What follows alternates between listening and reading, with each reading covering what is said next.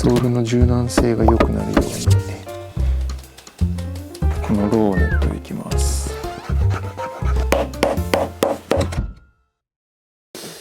はい、どうもこんにちは。今日はね、ラッタンジュの靴、あれどこ行った、シルバーのラッタンジュの復活再生をやっていきたいと思います。前回すくい縫いをやってノルウェージャンウェルトでねすくい縫いをつけましたね。こんな感じですね。で今回は中物を入れていきます。それで、靴底を貼ります。じゃあまずはここの段差をね埋めていきます。これ段差中底加工の時にこうやってね1本で皮を切ってここに段差をつけたので、それを今度はね戻します。同じ位置に元あった場所にぴったり貼り付けます。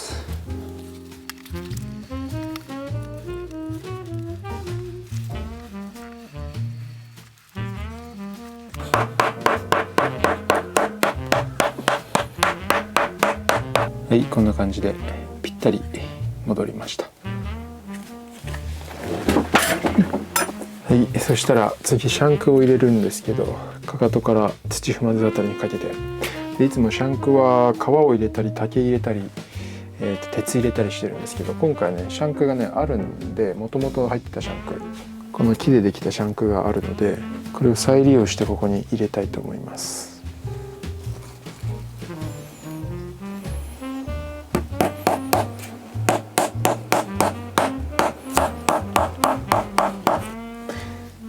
はい、こんな感じでシャンクを貼りました。で今回ちょっと中底が少しいつもより厚めのやつを使ったので、ここにね切れ込みを入れてみます。ほんのちょっとだけ 1,2 ミリなんですけど、ソールの柔軟性が良くなるようにちょっと実験してみます。この辺りに少し切れ込みを入れました。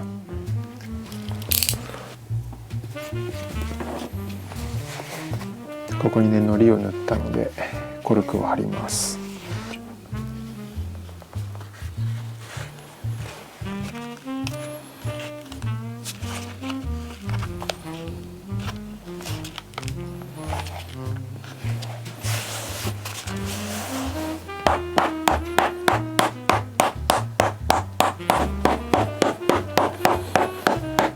今こんな感じになってますね。ボコボコしてたりするので、これをガリガリ削っていきます。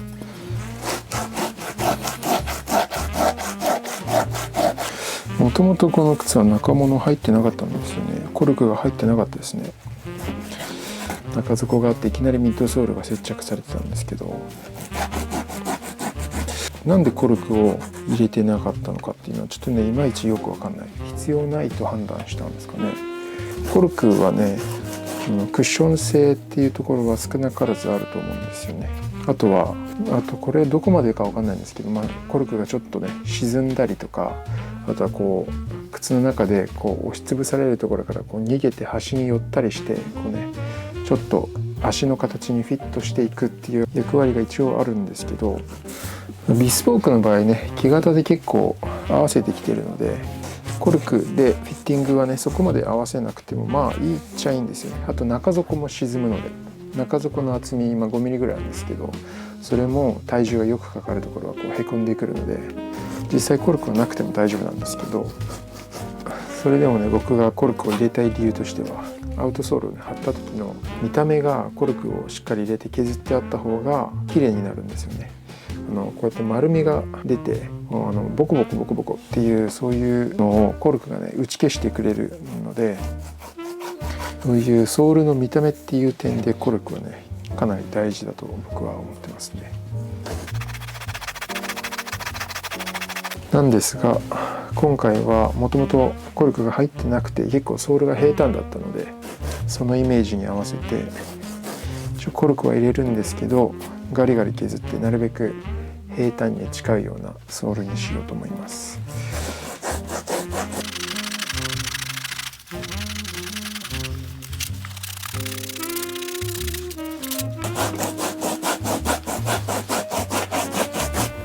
はい、こんな感じで削りました。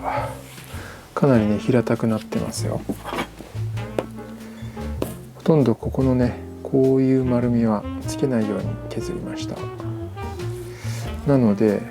この真ん中の方ちょっとね中底がもう見えるぐらい削ってあります。こっちのシャンクもねほとんど見えるぐらい削ってあります。で今回はこの元々の靴と同様にミッドソールとアウトソールのダブルソールでいきたいと思います。これ元々のこっちがミッドソールでこっちがアウトソール、これがこういう風に重なってここにねくっついてました。糊をこう周辺とあと後ろの方に、ね、塗りました。でこの辺だけ今白いんですけど塗ってないです。この辺だけでここにはロウを塗り込んでおいて、こっちのミッドソール側これ3ミリぐらいのこういうミッドソール中間に使うソールなんですけど、これも同じようにここだけこのロウを塗っていきます。でちょっと滑りを良くしておいてこれで貼りたいと思います。この部分にロウを塗って貼るっていうのは一回やったことがあって、大丈夫そうだったんでまたやってみるんですけど、全部これソール貼っちゃうとちょっとね、さっきここに中底に切れ目を入れたんですけど、この部分って曲がってほしいところなんで、貼ってない方が貼ってあるよりは曲がりやすいんじゃないかなという気がするので、この曲がりやすい部分だけちょっと糊を塗らずにやってみます。でただ糊塗ってないだけだと皮と皮が摩擦でね擦れてキュッキュッキュッキュ泣いちゃう可能性があるので、ロウを塗って滑りを良くしておきました。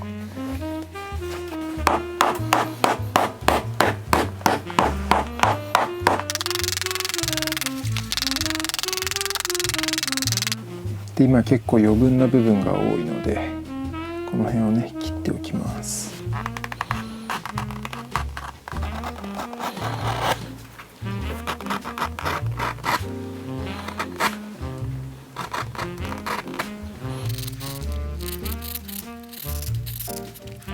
今ねソールを1枚ミッドソールを貼ってるんですけど、この後アウトソール貼るので接着ができるようにヤスリで荒らしておきます。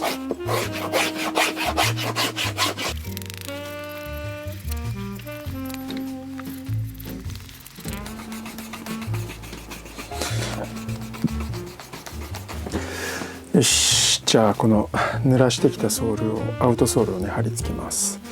めっちゃくちゃ硬いですね。これはオークバーク奈良の樹皮の汁に漬け込んだすごくねしっかりした底材です。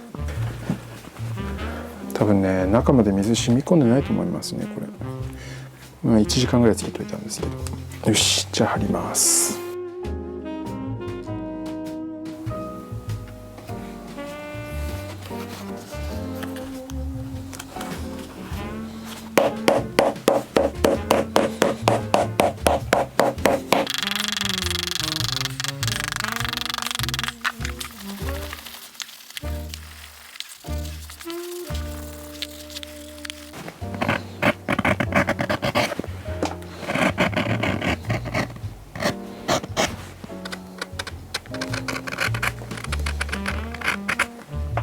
はい、ソールが貼れました。でこの幅も落として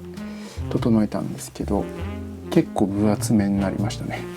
予想だともう少し薄いかなと思ってたんですけど、ちょっと本底の厚みが結構厚いやつをそのまま貼ったので予想より分厚くなりましたね。もともとついてたソールはもうちょいね薄いソールが2枚ついてたんで、ダブルソールでももうちょっと薄かったんですけど、今回はね元の靴よりも少し分厚めのソールになりそうです。じゃあ最後にベルトに目付けをしたいと思います。このね、底縫いをする糸の間隔をつけるんですけど、この靴にもともとついてたベルトはこういう感じだったんですよね。結構目付けのしっかり入ったベルトがねついてたんですよ。なのでこのウィールがもともとのベルトのこの目付けにね結構合致するピッチなので、こいつを使って目付けをします。ベルトに水をつけてこの温めたウィールを当てていきます。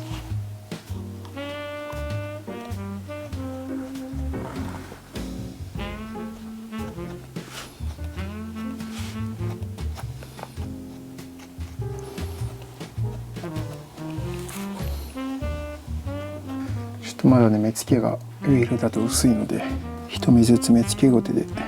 深めにしていきます。こんな感じで結構しっかりめに入りました。というわけでね、次回ここの目付けのこのへこんでる部分ですね、ここに穴を開けて糸を通していきますね。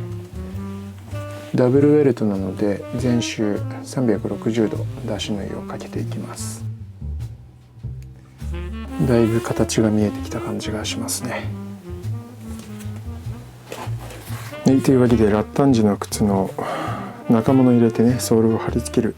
ここまで来ました。思ったよりねソールが分厚くなったんですけど、まあねもともとは普通のウェルトだったのをルイージャンウェルトに変えてるんで、ちょっとね武骨な雰囲気になるのはいいんじゃないでしょうか。